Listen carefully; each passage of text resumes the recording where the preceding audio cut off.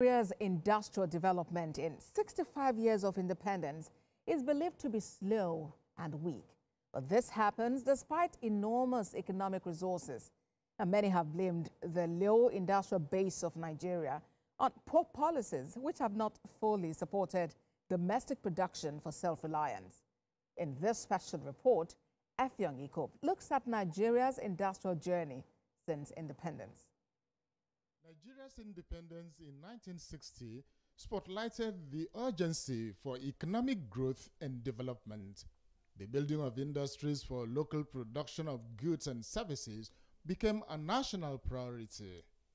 The military government of General Yakubu Gowon enacted the Nigerian Enterprises Promotion Decree of 1972 to expand local industrial base. The law was further amended in 1977, where Nigerians took 60% equity in joint ventures while foreigners held 40%. The problem of capital for local businessmen was solved with the creation of the Nigerian Industrial Development Bank, which offered loans to industrialists. The current Bank of Industry, BOI, is an offshoot of NIDB.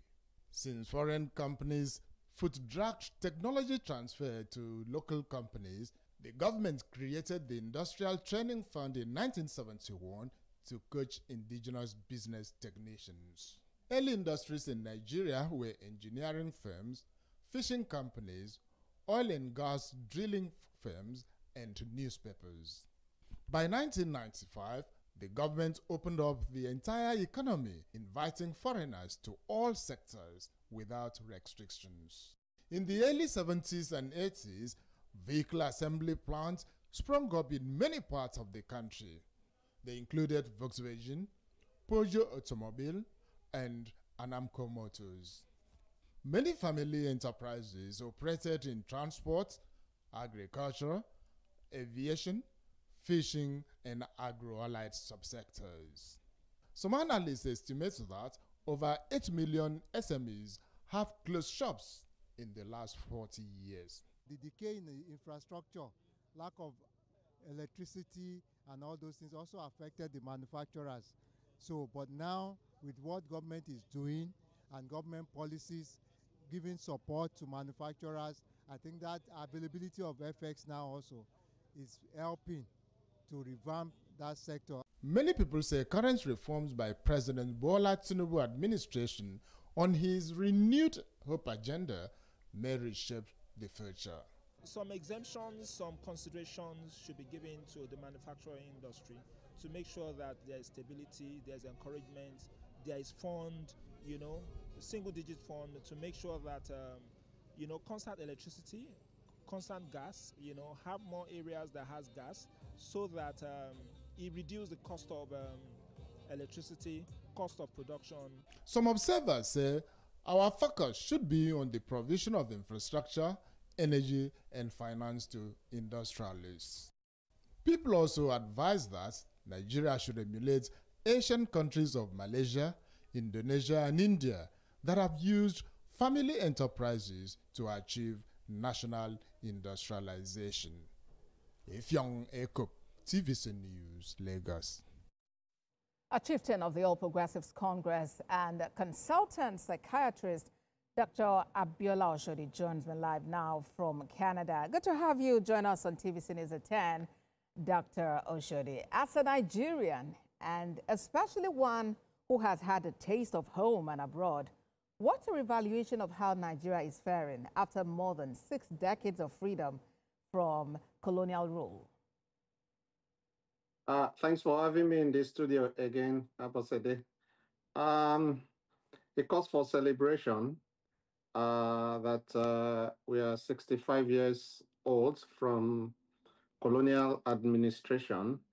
While those years have been, we've experienced a lot of challenges, whether it's politically, whether it's economically, whether it's socially, but I think overall, we have fared very well as a nation, and we are inching closer to the dreams and the aspirations of our founding fathers. We're not there yet, but I think with the necessary steps of reform that the current administration has taken over the last 2 years, it gives one a lot of hope and joy that we are moving closer to our own promised land. We are far away from Egypt.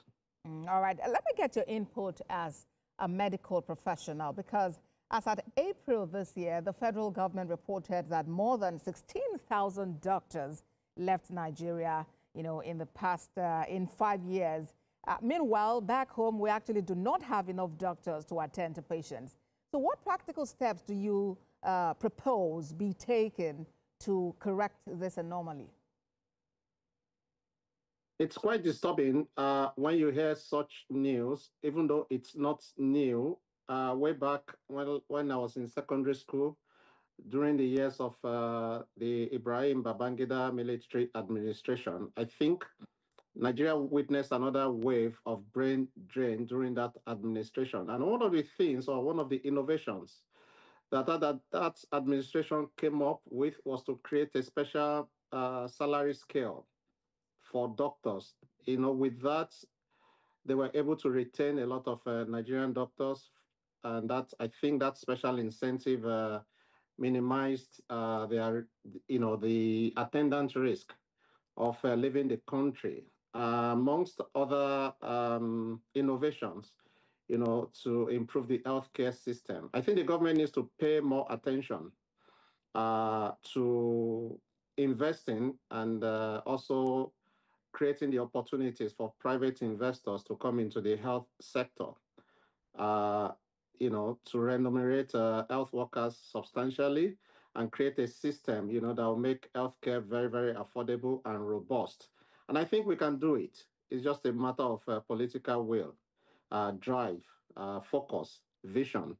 And I think it also falls within the renewed hope agenda of the president. And there's a lot happening in the health sector. It might not be enough, but I think we're going in that direction. Let's talk about Nigerians in diaspora. Definitely they contribute, a whole lot to the country's GDP. But then, as someone who falls within that category as well, what sorts of reforms are you looking forward to help these people better participate in governance back home? For me, the number one will be substantial electoral reform that would enable diaspora to participate in the electoral process, whereby we can vote and be voted for. It's not, what's been witnessed at the moment is that a lot of diasporas are disenfranchised. Unless they are physically in Nigeria at the time of voting, they cannot. So if we have a system whereby they can vote anywhere, any part of the world, I think it will improve their confidence in the system. And the government can also get a lot of money, from the diaspora. A lot of the borrowing probably would not be necessary, because I think a lot of the infrastructure that the government is embarking on can be funded, through crowdfunding from diaspora. We have substantial number of them, across different parts of the world. And the funny thing is that, we all have a burning desire of the country in our hearts, despite the distance, collectively, and our children and grandchildren as well. That's what I witness on a daily basis when I meet Nigerians abroad. We love the country, and we pray that the country will prosper and continue to be peaceful. APC Chieftain, consultant psychiatrist, Dr. Abiola Oshodi. Thank you very much for your time on TVC News at 10. Thanks for having me again.